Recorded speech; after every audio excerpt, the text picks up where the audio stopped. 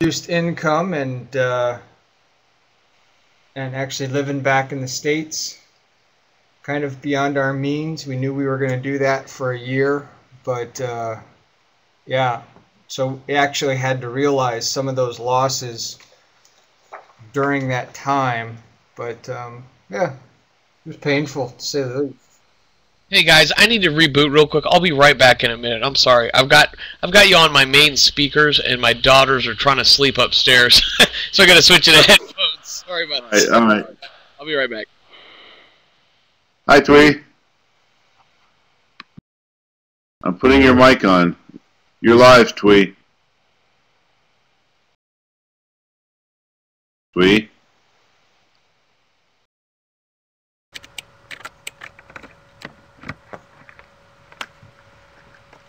Hello, how are you? Hi, Twee. Hi. We're fine. Hi. We may be small, but we're mighty. Yes, I like it.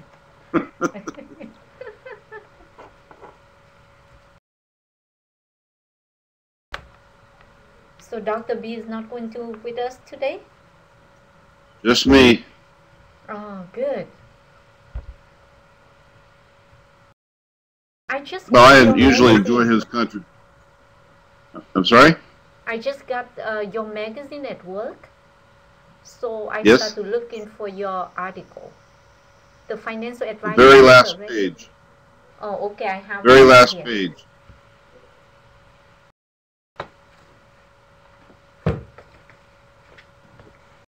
I think it's a good placement personally. It doesn't get lost, but it's the very last page. Well, the last page is usually pretty prime real estate in most magazines. That's what I think too. I was trained on Boy's Life in the Saturday Evening Post. Oh, I saw the comics were on the last page. Purpose, right? That's the one. Article? Yep. Yes, it's right here. I have to read that. It's pure genius, I assure you.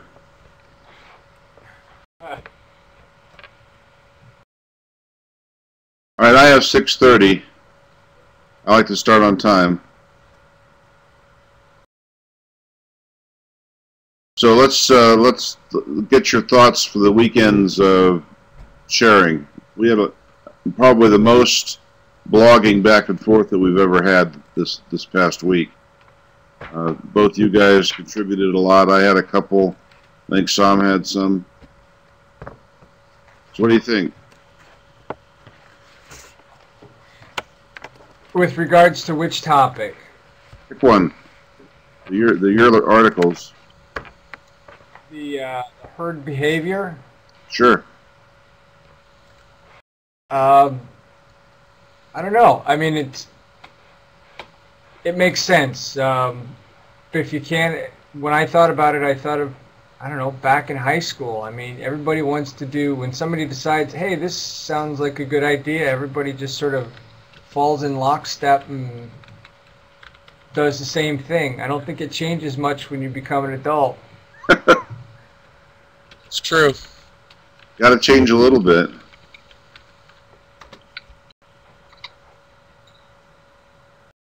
As much as I think we like to believe we're individuals, bottom line is we're still looking for a way to fit in with the mainstream, and I don't think investing is too much different.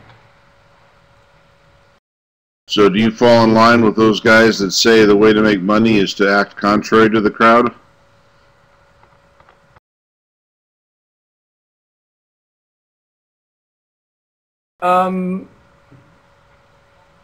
Partially. Honestly, I think most of the time I find myself acting when I think contrary to myself. If my if my initial reaction is like, oh, that sounds like a good idea, then that's when I stop and think twice about it. And what usually happens then? Well, the good news is when I stop and think twice about a trade, a purchase, you know, whatever, it gives me just that much more time to think it through, what I like to believe rationally, collect a little more information. But I know when I first started investing, I think I did more investing on emotion than I did anything, and I racked up, you know, quite a bit of trading fees in the process. And when I thought, gosh, we did okay, you know, we came out ahead on several of these stocks, that I finally go, yeah, we made a little bit of money, but gosh, the cost in the time that it took to do all that, you know, research information, and then you know, the actual cost of making the trades pretty much ate away at everything I thought I had gained. Really? Who were you trading through? At the time, I was trading through Vanguard, and each trade was $25 a pop. Really? That's not insignificant. No, it adds up rather quick. Since then, you know, once you reach a certain threshold, that cost drops, but not more than 10%. But I don't know. I started looking around. I ended up using Share Builder instead for market trades, if you will, which were much cheaper. But I still kept my Vanguard account for my IRAs. Sure. It seemed a little bit cheaper for. I think they reward you for the long-term buy and hold approach as opposed to being a trader. Absolutely. Absolutely. Think about their interest. Of course they do. They want your money. They want you to keep it there. And they're good at it. Sure. Schwab is like $7.50 a trade, which changed. I was disturbed in the book to have them. Scott trades 7.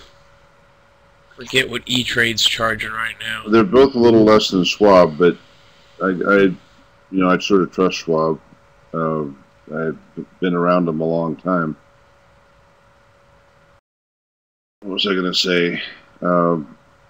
Yeah, I was disturbed when the book talked about $200 trading fees, $200 transaction fees. I thought that is distinctly dating the book. It may have been that once upon a time, but it sure hasn't been that in my memory. And you know, mostly we traded in transaction fee-free mutual funds, and for a long time they were a pretty good deal. And Schwab got wise and started charging more for them. But for a long time they were really an inexpensive way of managing money. And even now, Schwab funds are pretty inexpensive if you buy the ones that are sponsored by Schwab. Anyway, I'm off subject here, but just curious about people's experiences with the herd behavior concept, and I don't think transaction fees are the barrier that the book described them as being. Any thoughts on that? Well, you know, even with the professional mutual fund manager, they do have that too. I remember, like beginning of this year, when the talk, probably you remember, everyone come to our firm and talking about the interest rate is going up. So every single firm talked to me and said we have to buy floating rate, and it's like it's across the whoever I'm talking to or I was talking to is just told me the same story. And now is really? Yes. So I can see it with the even with the mutual fund, with the professional, we still have the same kind of talk to each other and just follow the same advice. So they're acting like herds. I think so. Known to happen. There's This is an interesting subject to me, and there's a fellow here in Denver who's actually been a professor at the University of Denver for a very long time. He retired this year.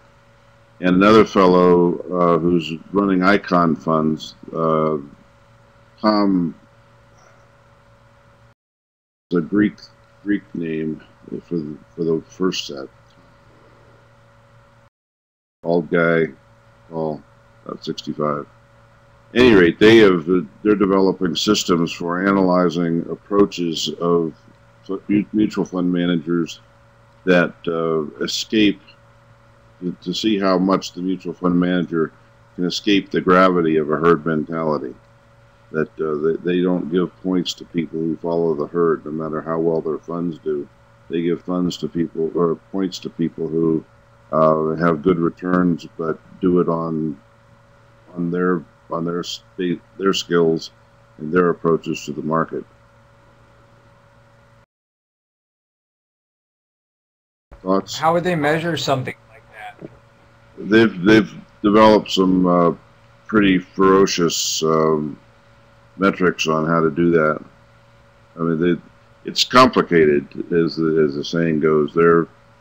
And you know, we can even doubt that they're really successful.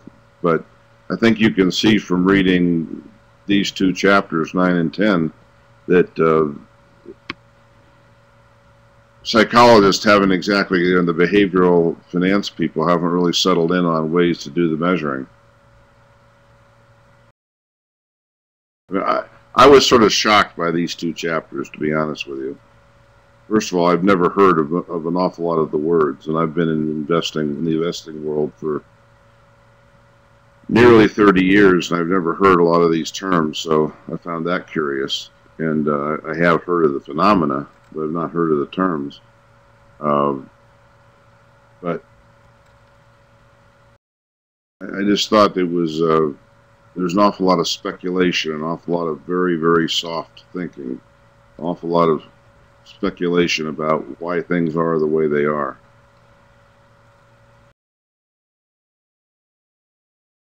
Any pushback there? You guys all take this as gospel?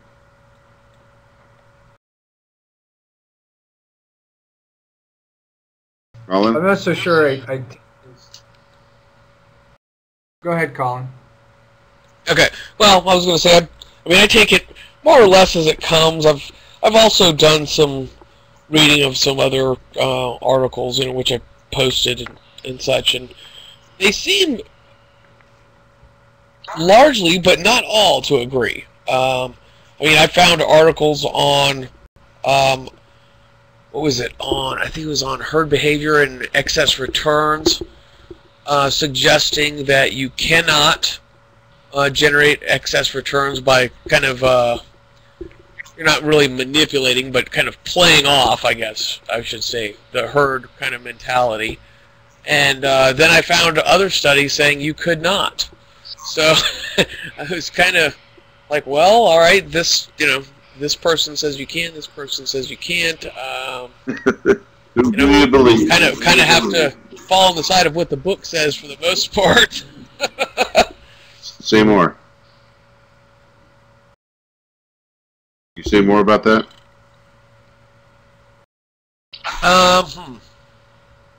Probably not at the moment. Maybe in a few. Sorry. Chad, you were fighting at the bit there. No, not really. Any I don't thoughts? know. I guess I don't take the book. I don't want to say I take it as gospel, but having never studied it before, I can't, I can't come up with too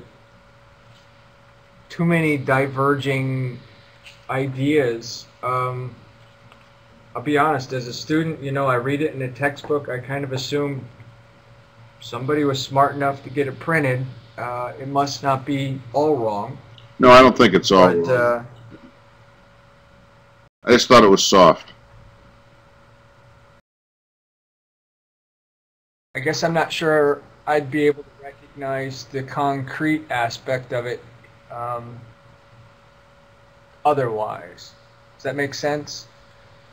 Yeah. Yeah, I'm thinking, you know, I'm not in this world as of yet, you know, in the profession, so I'm, you know, basically looking at personal experiences, and then of course what they talk about in these different studies as examples.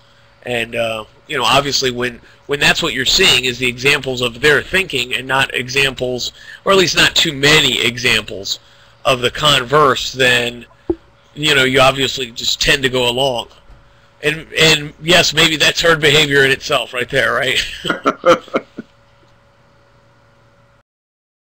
Yeah, maybe. You know, I guess I came away thinking that I think if you understand their base principles, and we need to probably drill down a little bit on that. If you understand their base principles, you can understand something of how stocks are priced. But overconfidence is not the only thing that goes into creating a market. They're sort of implying that prices are established by people that on the one hand the overconfident ones will pay up and the less than confident ones will bring them back down to earth, and that's how pricing is done. And I think that, you know, at a rudimentary level that has accuracy to it, but when you look at how people really make their stock decisions, I think they're a lot more likely to rest on what they're seeing in the media, what Jim Cramer is saying, what the Motley Fool is telling them, what Forbes and Money Magazine and Kiplinger's are saying are the hot stocks or the hot mutual funds to buy now. And I don't know that they're really thinking in terms of their pricing or their what's the C word? Their configurations. So I think we need to be careful about supposing there's too much science in some of these buying and selling decisions. That people are a little crazy is fair enough, but let's be careful. Does that make sense?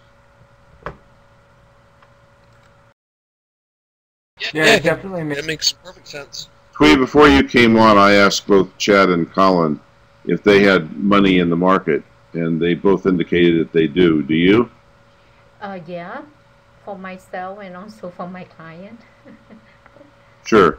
Well, I'm thinking that this conversation changes if everybody in it has skin in the game. It's not just academic, and I disagree with you, Colin, about it being just an academic. I think that if you have put money in the market, you've exceeded academia and have gone straight into self-interest, and that's a different game, is it not?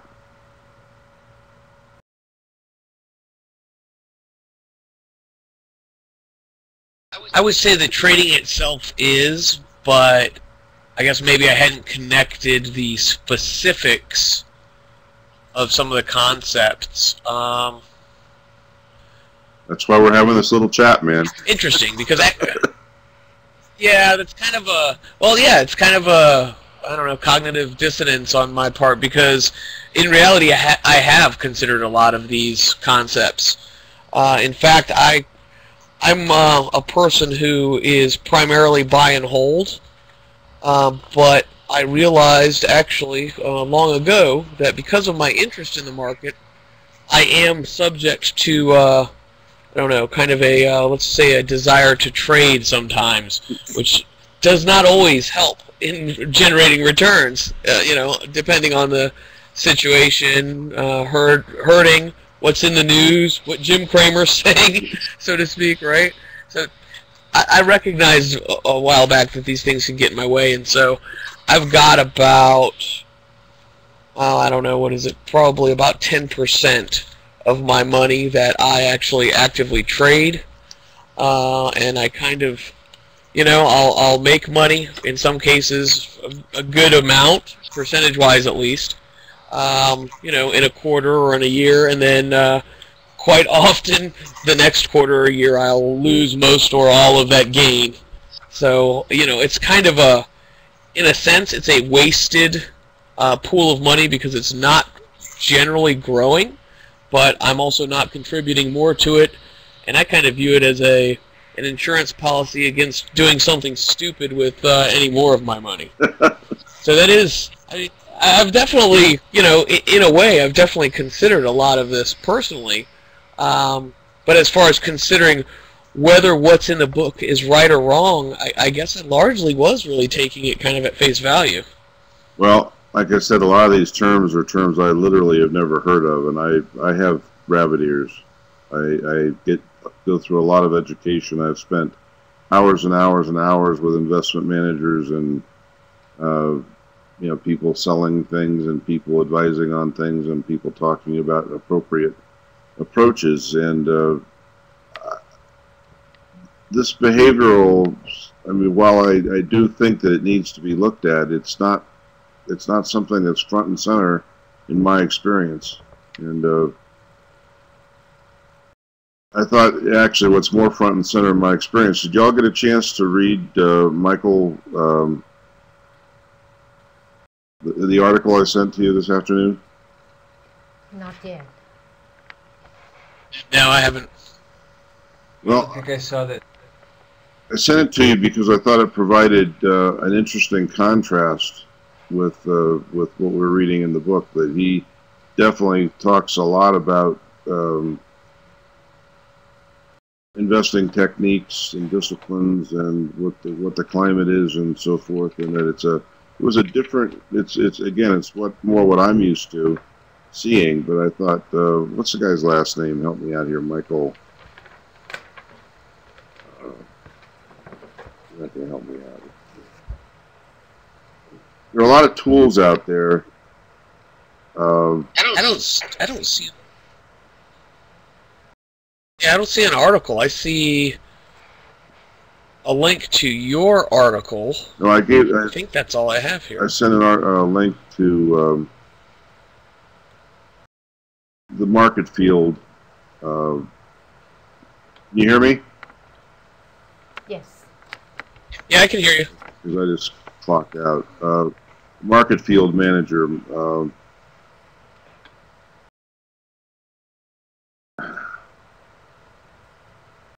right, I'm trying to get back in. Yeah, I can hear you still. Good. There we go. Okay. Yeah, I don't see any article though. Take a look at the chat. Maybe Send an email. Okay.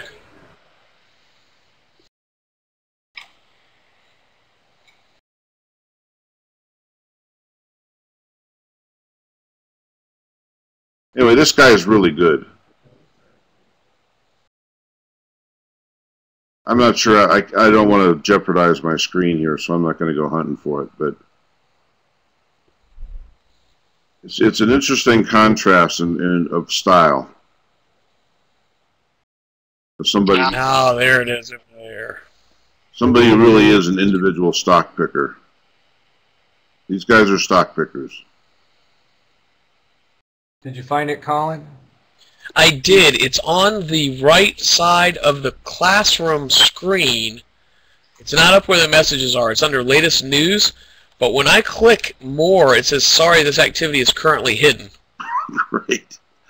I'll send it again. Yeah. I'll tell you what, I haven't figured out this system. I really haven't. Send it in, can you send it in just general email? I'll do my best. Yeah, you had sent, I guess it was over the weekend, from Worth Living LLC. Yeah. And that came through in the email. Well, then Sam told me that it hadn't come through and I should try something else. Then he said it did. It's pretty funny.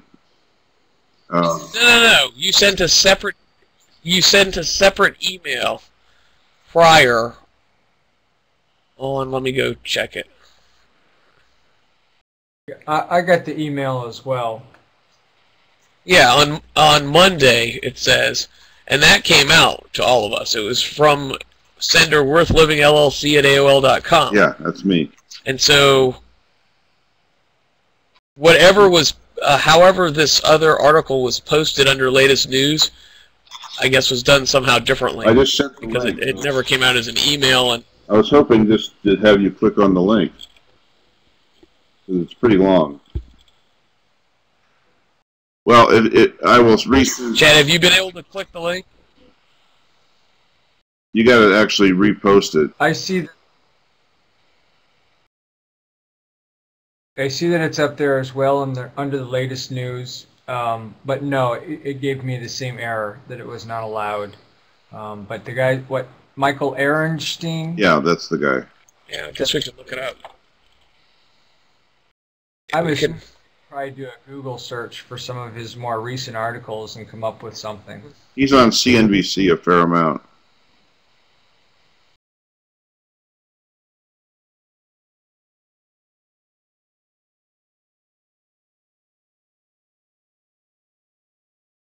I'll definitely take a look at him. It's a good article, you know, and there's lots of stuff out there. I would say the Motley Fool articles are generally worth looking at. Street Authority is pretty interesting. There are a lot of resources for looking at stocks.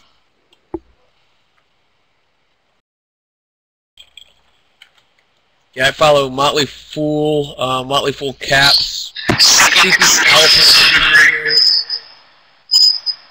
I like Special Opportunity. I don't know if I've seen that. You know, it's limited access, but they are recommending things that have weird incentives and weird possibilities. They've been doing pretty well. And I think they do a decent job of due diligence on individual stocks. The stock advisor is not bad either. So what grabbed your attention as you read these materials? What grabbed your attention as things that need a little bit more exploration? Let's look at Chapter 9.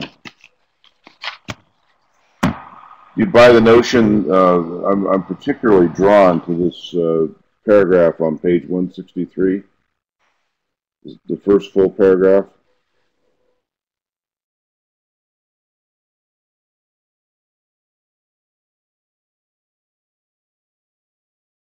You with me? Yeah, about under diversification. Yeah, but the first full paragraph about how most U.S. families didn't have any stocks at all. Of those who did, most of them had only one. And yeah, that's phony, I think. Yeah, I'm hoping it is. It seemed specious. Yeah, that's they're looking at very best they're looking at where individual stocks. Right. And I think and I mean, if you include mutual funds, I've got to believe there's a lot more stock holding than that going on. Right. So it seems like this chapter in particular focuses on just different ways of where your psychology can mess with your investing.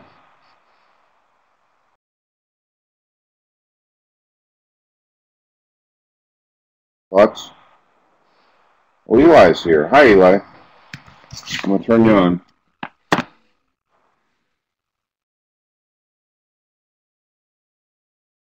Welcome. Eli? Eli? Are you on? Yep, I'm here. Steady. Great. Welcome. We've been talking about Chapter 9 and different psychological biases and herd mentality, and just how accurate some of these descriptors were in terms of actual practice. Is that a decent summary, guys? Yeah, I think so. How long have you been here, Eli?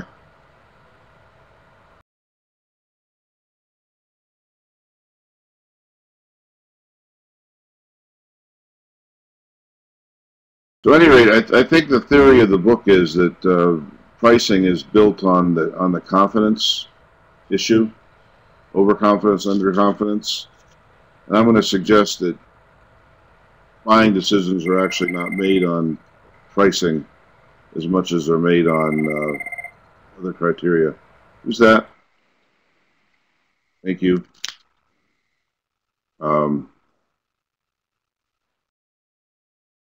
How do you guys make stock buying decisions?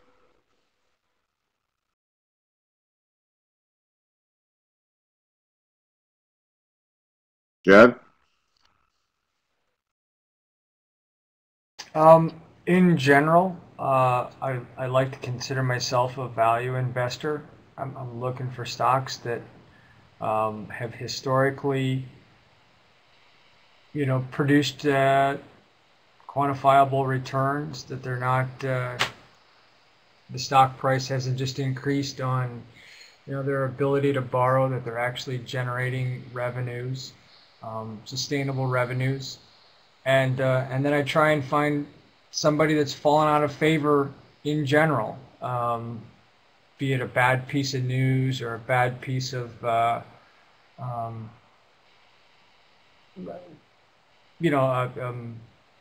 poor outlook or something like that, that presumably is only short term.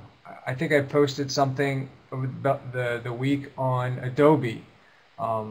Adobe's been one of my favorite stocks for the last 10 years. And through thick and thin, I've stood by them, and they've done very well for me. But just recently, they announced that they're basically completely revamping the way that they generate revenue from software purchases to subscription purchases. And I'm not sure that they can make that transition, and if they can, I think it's going to be painful in the process, maybe a year or two. So finally, after about 10 years, I finally bailed out on them. I'm not willing to sit by and watch them go down the tubes in the event that this subscription thing doesn't work out for them. So, I mean, I tried to approach it as rational as possible. Like I said earlier, as soon as I found that out, my gut instinct was, all right, get out of there. I stopped. It cost me a little bit because I needed some more time to figure it out and make sure. But a day later, then I finally went ahead and made the trade. So. No regrets, right? No regrets? No more. You say no more bets? No regrets. REGRETS. No. Well, there's always regret in some way, shape, or form. But I usually just try and rationalize it away, I guess. If my biggest fear is that the Adobe stock will take a 10, maybe 15% hit in the next 6 to 8 months after I've bailed out, and somebody like a Microsoft or Google is going to come along and say, okay, this is what we've been waiting for, and offer to buy the company out at a 20, 30, maybe even 40% premium. I think that's a very likely possibility. Of course, at that point, yeah, there will be quite a bit of regret, but you've got to have your principles on which you make your trade. It can't be just from the hip, if you will. And gosh, and if you focused on the regret portion, I think I'd find myself just too tepid to ever jump back in. Can I give you a little hint? Chad? Sure. Don't look back. Yeah, absolutely. Please. Don't look back. If I sell something, I don't even look at it for quite a while till I've forgotten what price I sold it at. It's I think that that's probably pretty good advice. Although you know, for something that I've held for so long, it obviously sticks with me. I'll tell you, there was one time, and I'll share a personal experience. Um, of course, being in the Air Force, I had a little bit of a slant towards the aerospace industry, and the Air Force was looking to buy new refueling tankers. You have basically two choices, Northrop Grumman or Boeing. And I said, you know what? The Air Force has been screwing up the way that they do procurement for quite some time. And I thought that the Northrop Grumman had the best. They had the best. They had the best offer on the table, and so I went out and bought some Northrop Grumman stock. And sure enough, the contract was awarded to them, and it shot up, I think, about 30%. And I said, "Wow, I'm a pretty smart guy. I pegged this one well." And held on to it, right? Hold your winners. I probably should have bailed as soon as I made, yeah, 30% of my money. I didn't, and then the Air Force came out and said, "Gosh, we really have screwed up this procurement process for some time, and we've done it again." And they basically retracted their bid or to Northrop Grumman, and I lost it all. So, sure. But regret stings. Yeah, that's probably a tougher one to get by than others. You actually did a really smart thing, investing with your inside knowledge. That it's hard to come up with something that other people don't know about, and you did that. So, well, I wouldn't call it inside knowledge, but no, I mean that's a definitely term of art. That it wasn't cheating; it was just using what you knew. Sure. You see what your leaders, in this case, I heard on multiple occasions from multiple officials, we need to make purchasing a tanker one of our priorities. And I said, all right, this is going to be pretty high on everybody's list. They're going to get this right this time. I thought I got it right, and unfortunately I didn't. But, Well, let's no regrets, right? Do it exactly. No, this is good. This is. Do you mind if I use you as centerpiece here? A little bit. As a guinea pig? No, Absolutely. centerpiece. Go ahead. Well, so what was going on? What as we look at Chapter 9, what sorts of things was Chad looking at that are described in the book? And how could he have avoided them? We? Well, as I listen to chat and kind of make me a little nervous here, because for me, when I'm in the market, I know that we cannot control the market, and no matter how good of the stock picker I am, I will find the most investment we have like up and down, and with the return over time, last 10 years 0%, right? Correct. So the problem is that we have no control, and the market is not sensitive to our needs. So ideally, that we want to take out the money when the investment peaks, right? This could allow us to sell while the investment is high, but often due to our needs, and then we have to sell at the low prices. So what I often do for myself and also for my clients, and probably is most of our colleagues, is introduce the investment strategy just to deal with this. And even with that, every time we recommend to do the rebalancing, that means selling the gain to buy the loser position, clients Right. still have a very tough time to make the decision, even it's good for them. So I don't know. I don't believe being in the market is a gamble. However, you have just to, if you want to trade, oftentimes I just take out, like Charles said, 10% of the account and have fun with that. I like The that. rest I like is that put approach. into a good portfolio and have a strategy, and you go from there. You have an investment policy? Yes, we do. But we have a compliance, so we have to follow with what they allow us to say. Chad and Colin, do you have investment policies for yourself?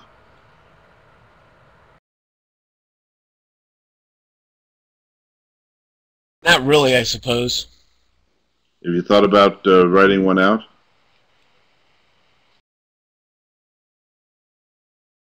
Now that it's mentioned, I mean, I've always had my own rule of thumb. As I said, Yeah. I'm largely diversified across a bunch of different stock mutual funds, but just have a little play money for that 10%. But that wouldn't be a bad idea to codify it and maybe think about some things that I haven't thought about to this day. Well, investment policies provide controls, and that's my experience is that what makes money are people who are disciplined. One strategy is not necessarily better than another, but sticking with it pays dividends over time. I'd like to add that at one point in time, I did have an investment policy.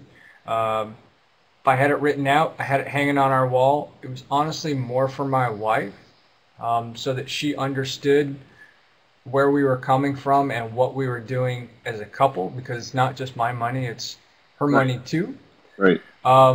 Unfortunately, that would have been about 2004, 2005. But when 2007, 2008 hit, we moved, and I'll be honest, the markets don't perform the same way that they did 5 years ago, meaning that the rapid, the super volatile swings. And according to my investment policy, if you lost more than 10% on an individual stock, you needed to abandon it and sell. And that's just not a reasonable percentage anymore, because you can see a 5, 7, 10% swing in given stocks in a week now. Yeah. And the next week you're bouncing back up another 5, 7, 10%. So those hard and fast numbers that were there once before, I don't know that those are good benchmarks anymore. Well, but hard and fast numbers are good sources of discipline. Whether the numbers themselves are wise choices, that's a different story. You need to ask yourself in the process of, I mean, you're allowed to amend your investment policy. The point is to bring thought and discipline to the approach of investing. That's the point. Follow me? Yeah, I think that's a good idea. Makes sense. I mean, I it's absolutely follow you, and but the way that I you want to repeat say that? I You got got past. swallowed. Could you repeat that last sentence? Sure. I understand that the things had changed. The way that I got past that investment policy hang-up was the dollar cost averaging. And now I do almost everything with the Share Builder. And that's how I get my disciplined approach, you know. Purchasing stocks once a month basically at the same time. I don't have any control over that, but I know I'm putting in the same amount on a regular basis at a much lower cost to do so. That's see, that's a form of discipline. You're not trying to pit your ego against the marketplace. You are simply saying, I'll take what the market gives me, but I'll develop good habits in the meantime.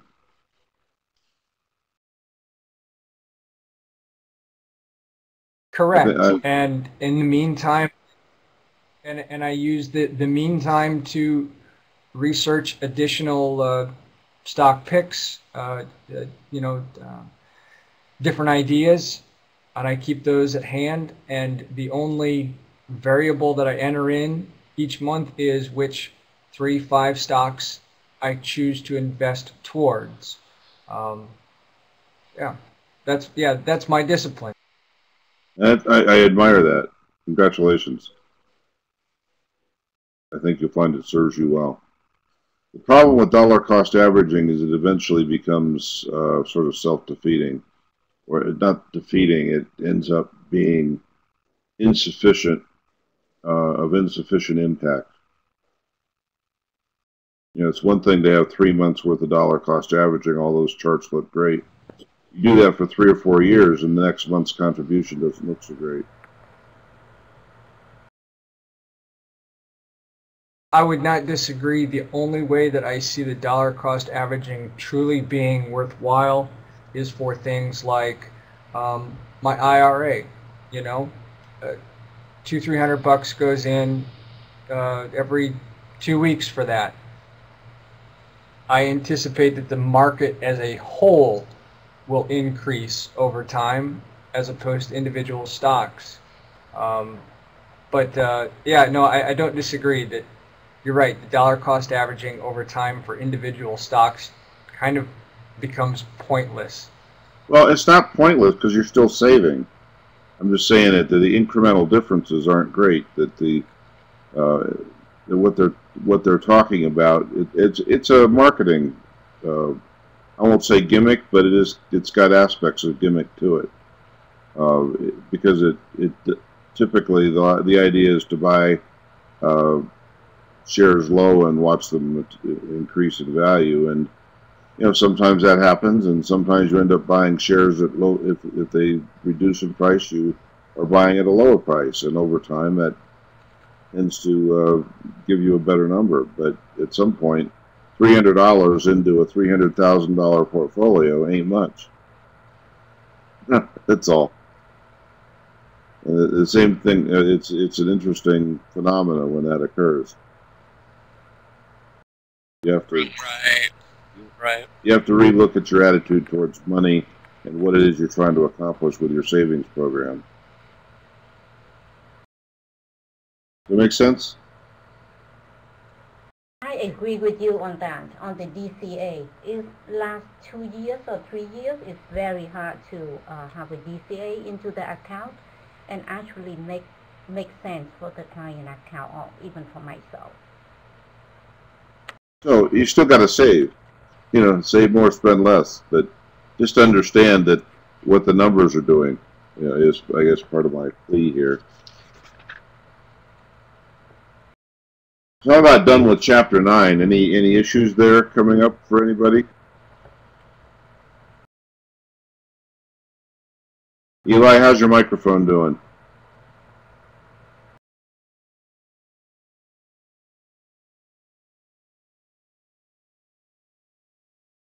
Evidently not well.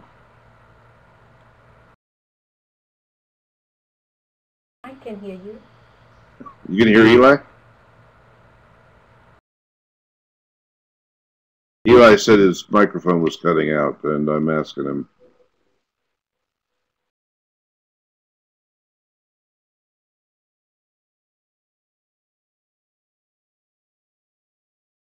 He's typing. I have a question. Sure. For you there in the meantime then. With regards to individual investors and the market as a whole, when we talk about herd behavior of the amount of volume that's out there for the for the market, how much of that is individual investors and how much of that is institutional? Well, that's So a good question. I guess my question is, when we talk about herd behavior, um, and maybe pushing a stock past its actual value, based on herd behavior, I cannot fathom that the majority of that is being done by individual investors. That there's got to be an aspect of the institutional guys, pushing it that direction as well. Oh, lots and lots and lots. In fact, I would suggest that you've heard of these automatic trading programs. Oh yeah. I would suggest to you that they are doing an awful lot to set. If you can understand their algorithms, you can make a lot of money. Betting against them is my guess. That they're the classic definition of herd. It seems to me that they're all responding to similar stimuli. And I don't think they're negating the value of the market for individual investors, but I think they're screwing it up, and it's a little scary. Well, they negated it for some people who bought stocks during the flash crash for next to nothing because their sell programs had basically completely wiped out any supply of the stock that was, had produced too much supply of stocks, and then people purchased for, pennies on the dollar, as other people were also panicking and selling. And then, of course, the trades were invalidated, so... Well, I actually have I never understood that. I never understood exactly what happened, except that, anything that can be made can be broken, right? That humans created the market system, and every so often humans are going to break it. And I don't know anybody that got any of that stock cheap, so Motley Fool had some interesting conversations about it. That's all I remember.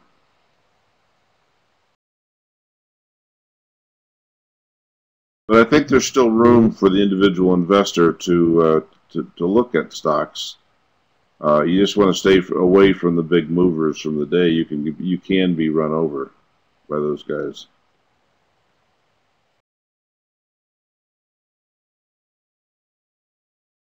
So what do you think about the force of emotion? I think it's definitely a factor. Was it you, Chad, that said you take some time between making a buy decision and actually pushing send? Yes, I don't have a set amount of time, but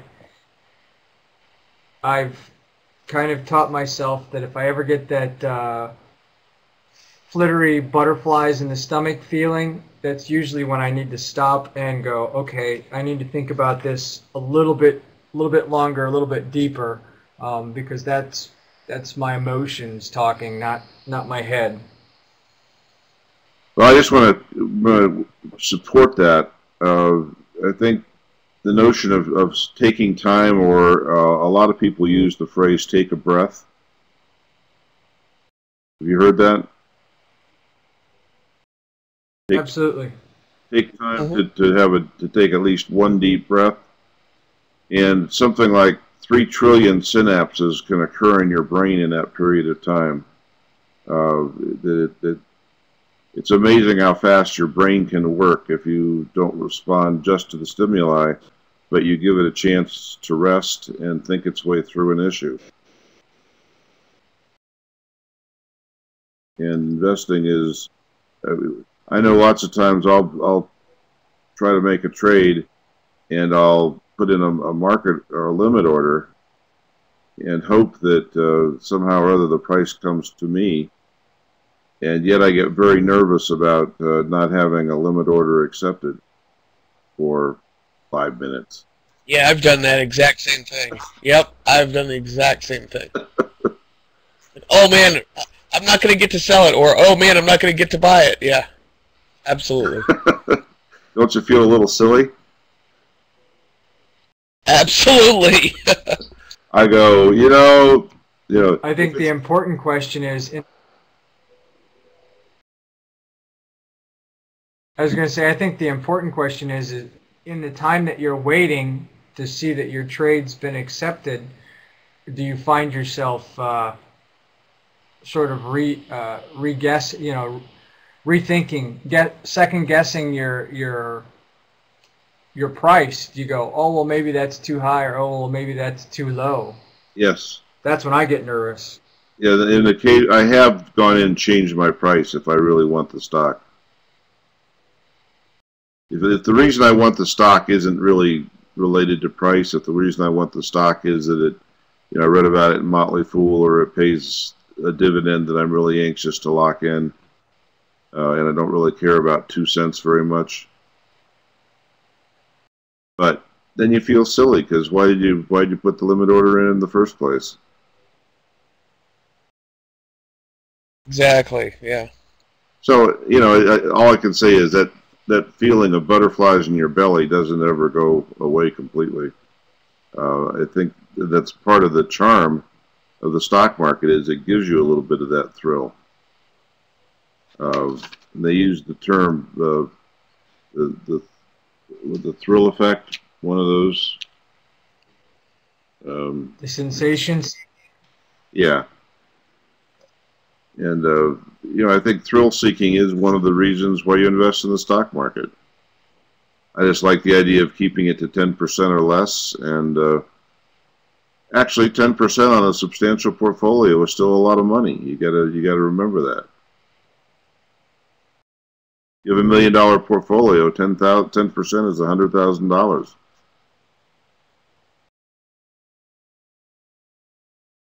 Not nothing. As you start to, come towards retirement age, $1 million isn't that much money. 100,000 is. You got to take a look at that stuff. Thoughts? How are your parents doing?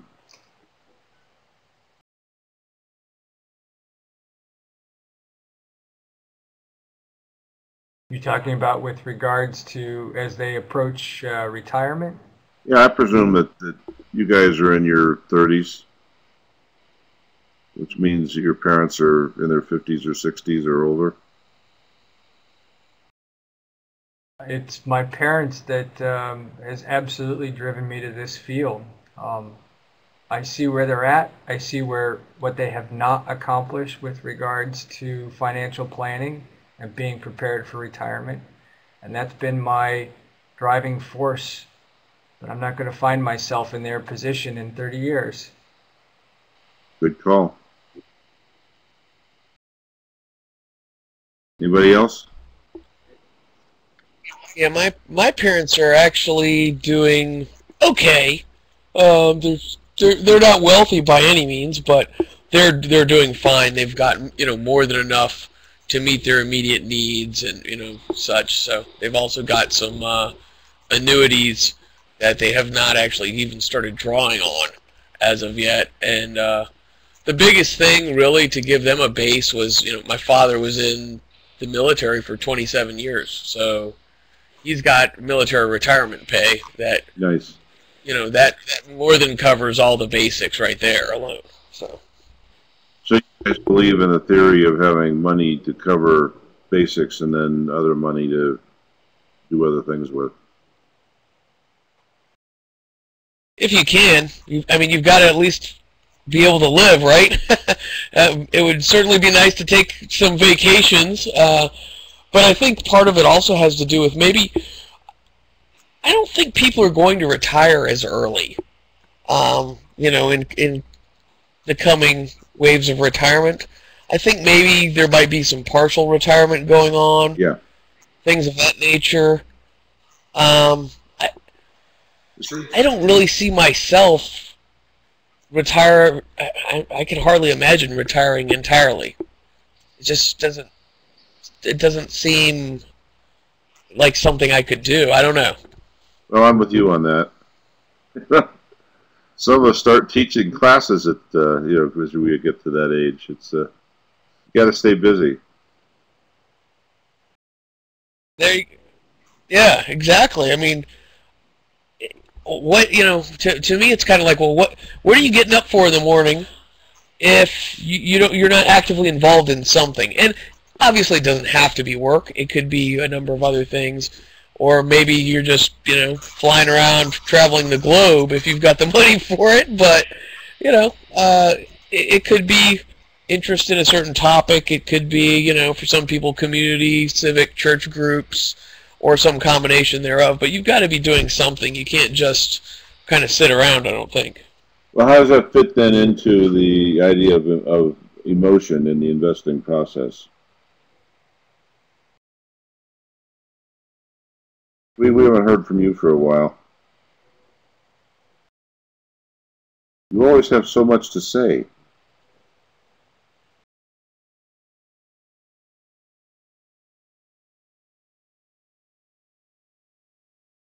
Well, in this kind of business, letting your emotion control you will lead to the disaster.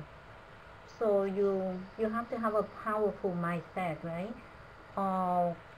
And then just to focus on the framework that you develop and just go with that. Like you say before, that you have to have a good discipline for your investment policy.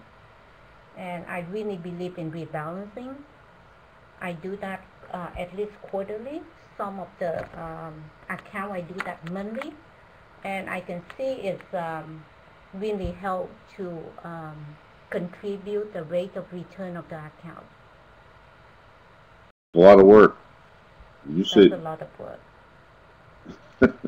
Monthly? What's your most? I missed the word. Your next word. What's the fastest you rebalance a portfolio? Monthly, but most of the accounts is a quarterly. Okay. Monthly, wow.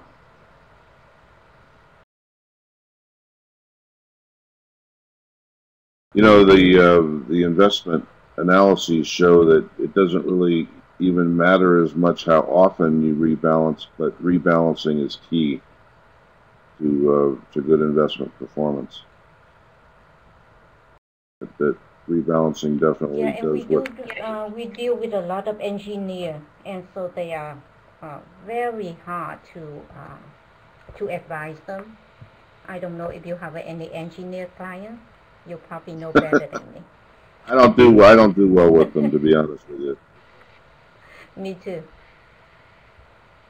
I have a young friend that deals with people from Martin Marietta. She's 29 years of age, and they love her. So I'm still baffled by that. But she's pretty spectacular. But I think there's a language that you speak to engineers is different than other languages. Well, in my area, most of people backgrounds engineer like LinkedIn or Google or Apple. Those people with a big portfolio of stock options. So when you get one, and you tend to get on their friends coming to your office too. So, but sure. It required a lot of work. Well, those options aren't easy. Yes.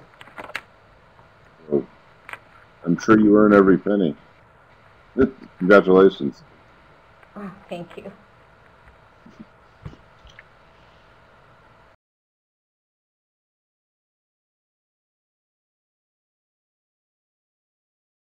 So what else did you learn reading Chapter 10?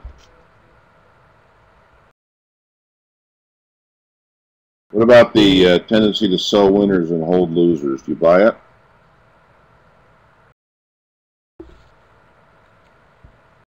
Yeah. I would say yeah. we sell. I've definitely caught myself doing that. I mean, I've sold winners because, you know, hey, I'm up 50%. Oh, great, that's a great return, and you know, that way I've accomplished this thing. You know, it's like a marker. But then when you've lost, hey, that's terrible. I've lost 50%. Oh, maybe if I hang on a little longer, it'll come back some. Yeah, there is. You know, that's kind of, There is that. that kills me. Yeah, that kills me sometimes. So. Well, you're talking to the guy who sold Netflix at 114 on its way to 300. I was kicking myself for a while, and then, kaboom! 114 looked pretty good. Right, then it turned right back around, yeah. So what is it now, 87, 86? It's, you know, the stocks are funny. That's why you diversify.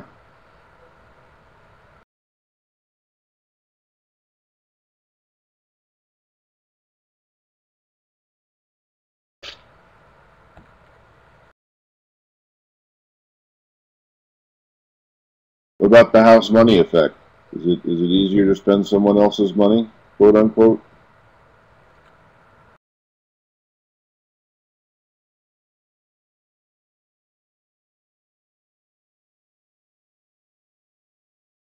I think if you take an approach like Colin has with, you know, only using 10% of your portfolio to sort of play around, then I think the house money effect becomes even more,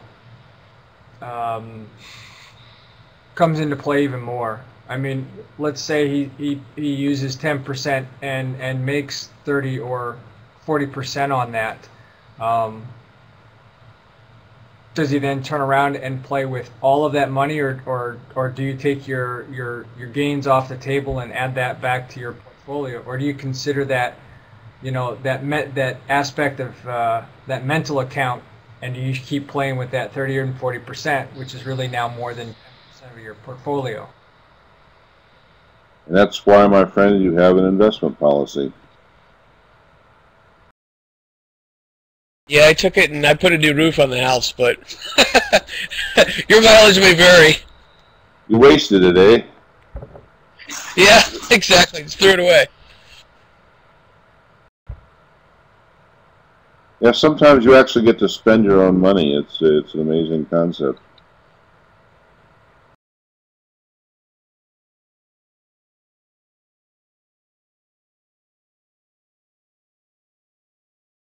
I don't know, Colin. I'd call that a success. Good for you.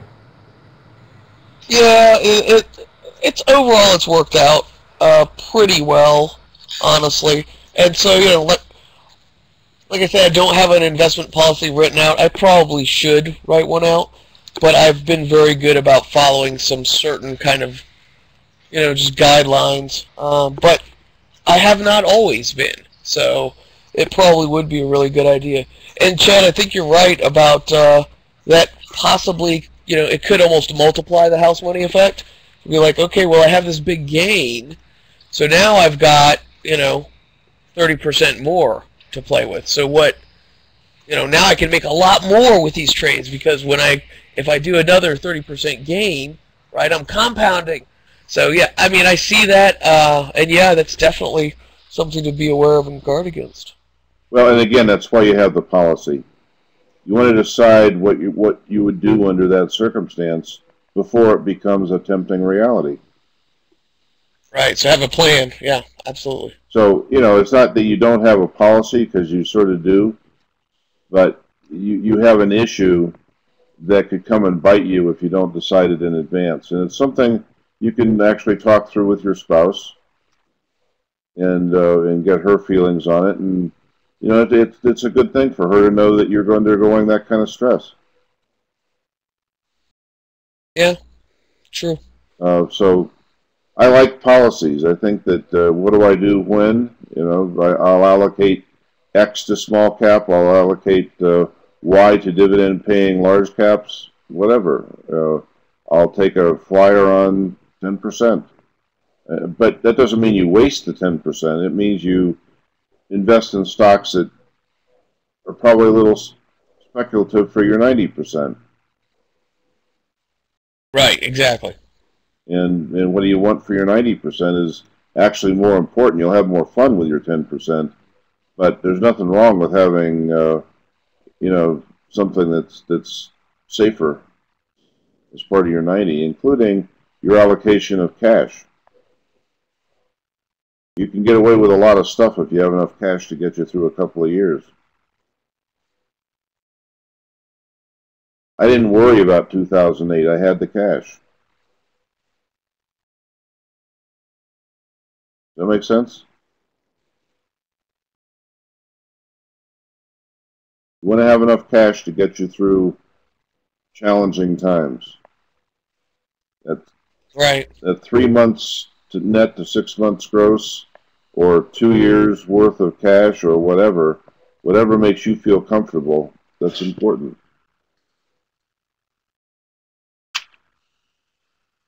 So we have a little bit of time left. You guys don't seem to be real interested in the force of emotion, as described in the book.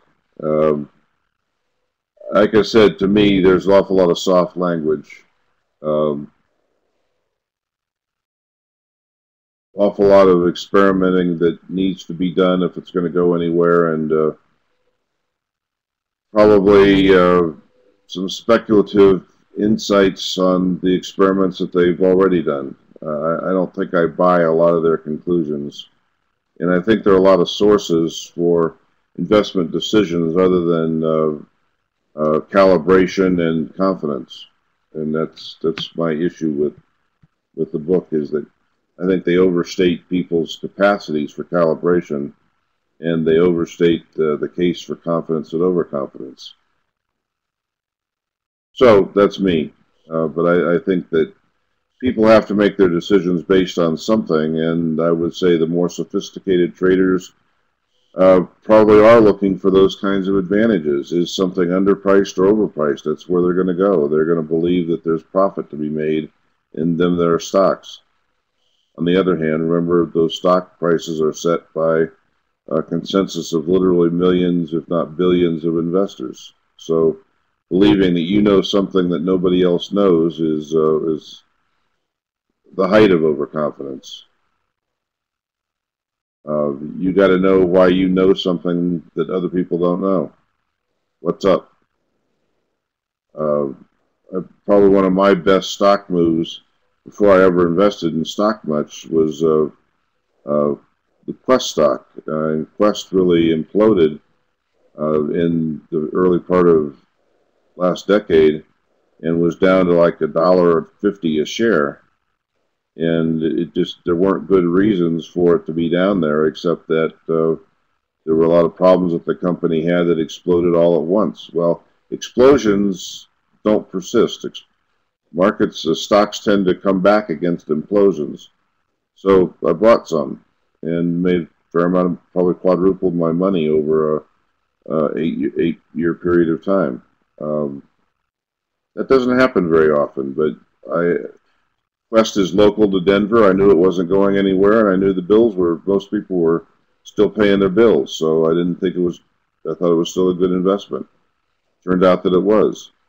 But that's sort of knowing something that other people don't know. Not that nobody knows it, but that other people didn't really, for whatever reason, the guys in New York thought it was going to hell.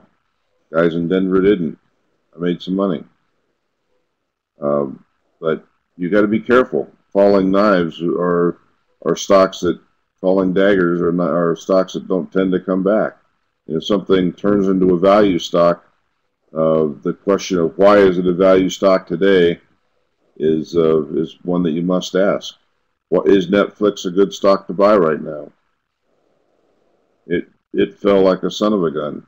Lost 75% of its value, 70% of its value anyway, in a 2-week period of time, 3-week period of time. What's up? Well, maybe its business model was weak. Maybe it pissed off all of its investors and its subscribers. Maybe you can buy at the bottom, but you might not want to count on it coming back real fast. Does that make sense?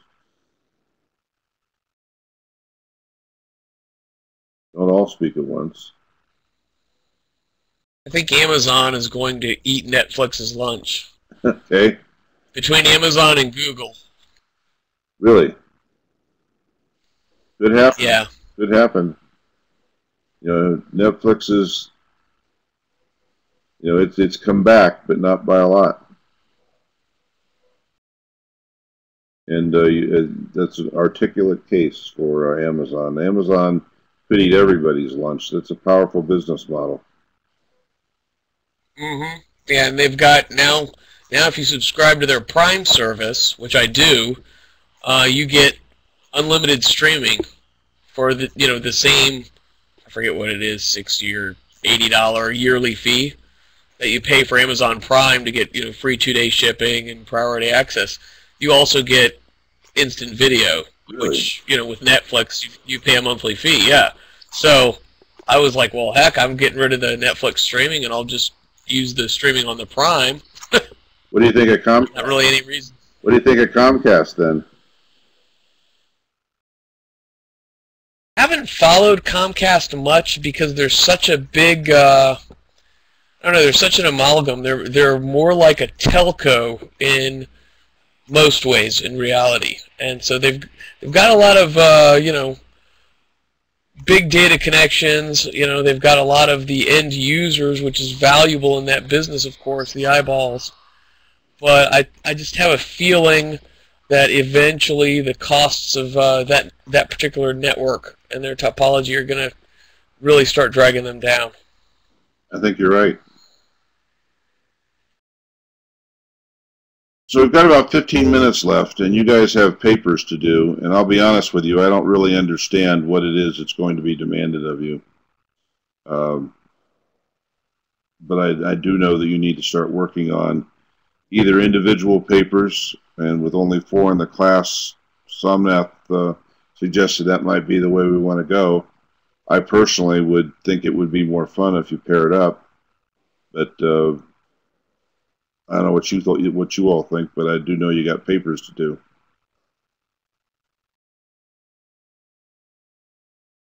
So I suggest we think about it. What does that mean? What sort of topics are you interested in doing? What could be something that's publishable? What could add to your resume? Etc., etc. What kind of topic that you want us to do the research on? Well, Sam has obviously has some thoughts. To be honest with you, I'm interested in attitudes towards money more than I'm interested in the market in terms of behavioral finance. I think that we are skimpy on our research around people's attitudes towards money. I mean, you can see what I think is the mission of financial planning there in that article. And yeah, you should talk about your article. It's very good. Thank you. Well, I am of the belief that the financial planning profession has never really identified what its mission and purpose is, and that that's a problem, that we have a lot of people claiming to be financial advisors, but an awful lot of them are, don't want to say mere salesmen, but I probably do. It's one thing to be a salesman that includes advice as part of the process. It's another thing to be a primary personal advisor.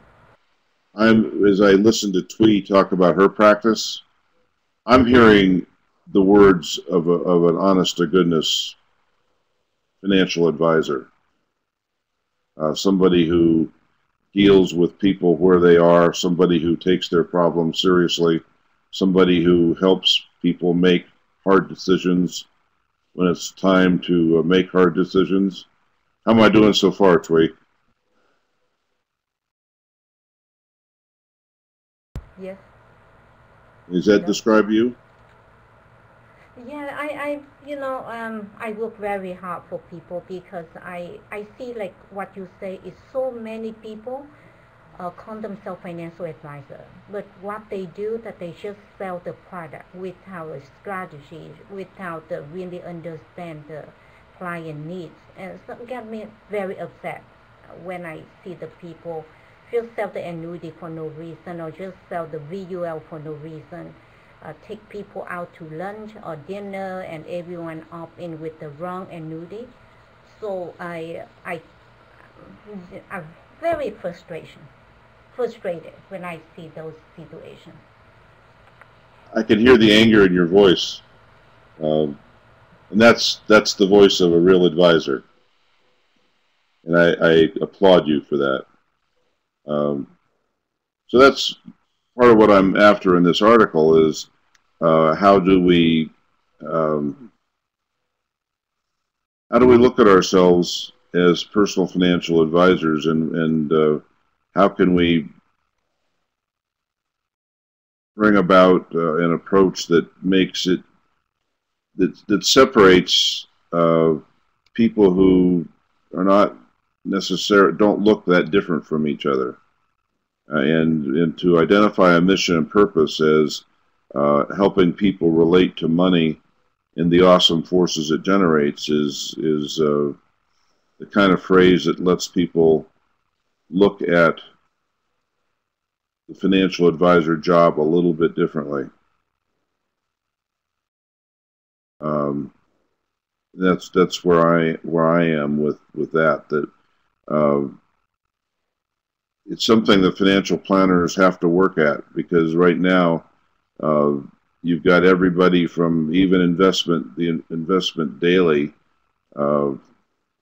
calls salesmen advisors, and so there's this intent. It seems to me an intent to confuse the public and an intent to confuse ourselves. Chad, that's good comment.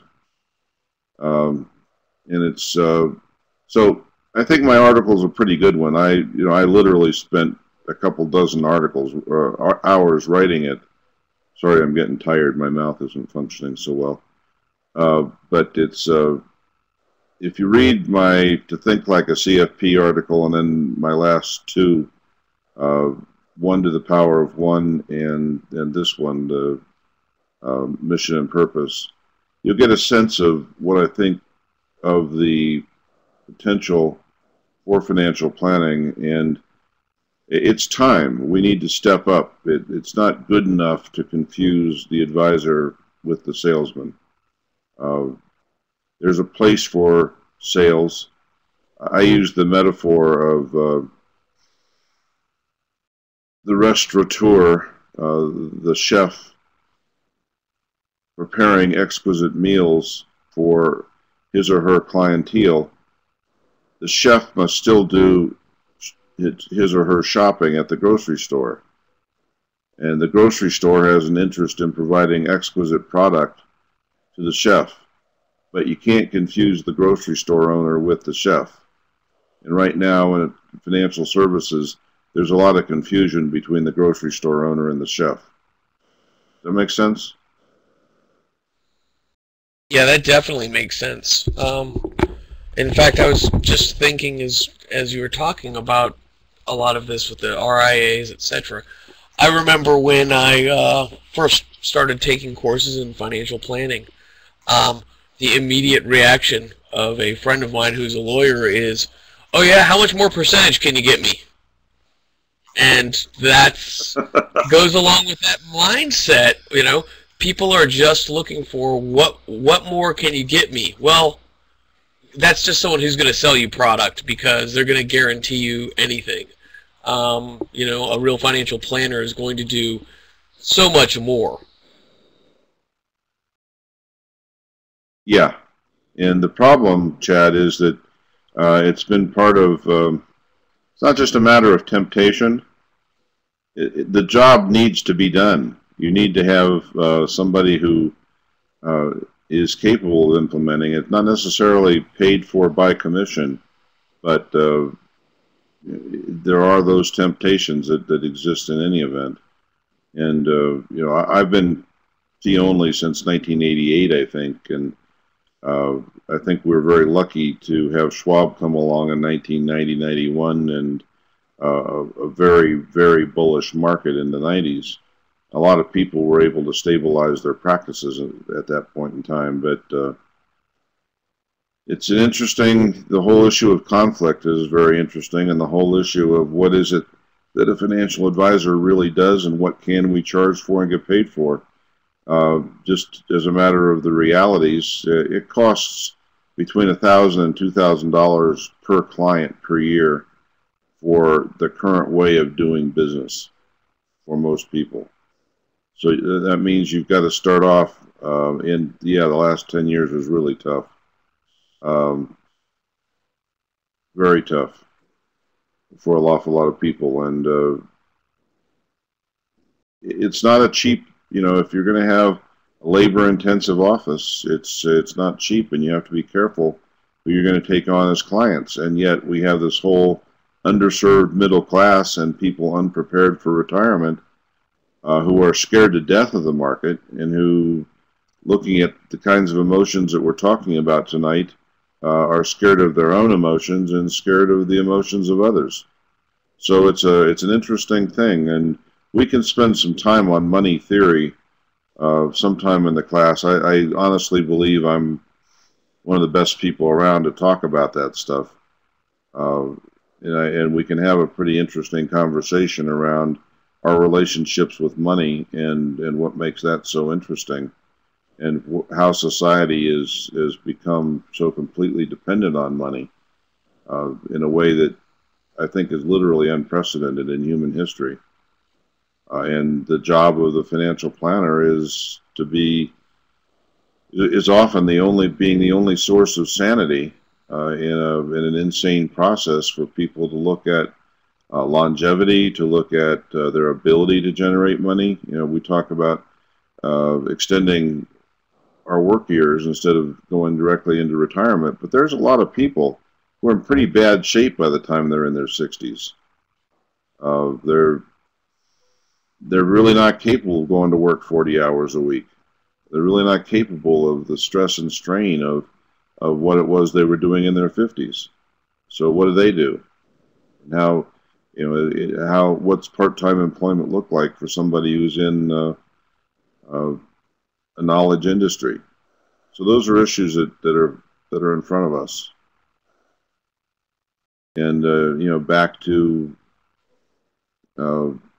what is it that we do, and how can we help people face these awesome forces that are generated by money? They're unprecedented. I use the word force advisedly. I liken money to earth, wind, fire, and water as all forces for good and all forces for bad if used badly. If you try to use water as a metaphor for money, you have something that brings life, something that's required for life, something that comprises, 2/3 of our bodies, and yet we have water in the wrong place, drowns, it rots. The whole job of an architect is to keep water out of things. Architects have two jobs. One is to keep water out, and the other is to provide exits for people in case of fire. And after that, it's all sort of luxury. But those are two force-fed realities that architects have to deal with. I'm married to one, so I know these things. But we have, as a society, since World War II, substituted money for almost everything. We've monetized our entire culture. We've monetized our living arrangements, our social arrangements. It's pretty awesome, and that's the job the financial planners have to deal with. We haven't figured out how to charge for it. We haven't figured out how to educate for it. But those are the realities. I'm actually starting a section in the FPA community, FPA Connects, to begin looking at the notion of phenology, F-I-N-O-L-O-G-Y, as a subject. It's a word I coined something like psychology to describe the discipline of how we work with the ontology of money and its requirements. And need to start filling that out, and what does phonology look like? Could we have a department at a university like Cal Lutheran, have a department that addresses issues of money and our relationship to it, and how would it relate to others? I'm about out of power here, guys. I'm being given warnings, and it is 3 minutes of 8, so I'm going to say see you next week. We need to talk about these papers, so that might be the subject of how we converse in our chat this week. And think about if you want to do something by yourself. I got diverted with money, but that's my preference. Doesn't have to be yours. What does it look like to? What are people facing as they are making current decisions around their savings habits? What are people 25 looking at? What are people 65 looking at? Is money reliable? What's going on in Europe? How does it affect us? What about the Occupy movement? Is there anything there in terms of our relationship with money or emotions or behavioral finance that we need to take note of?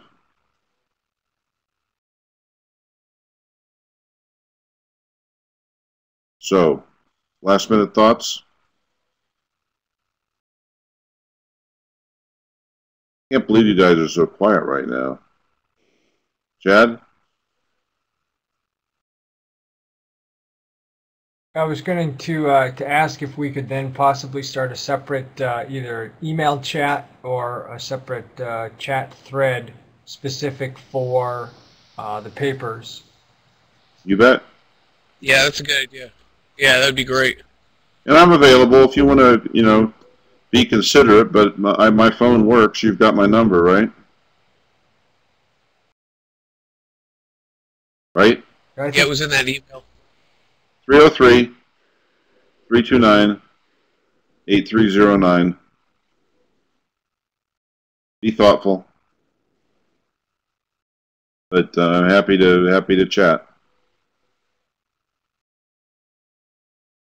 Good enough?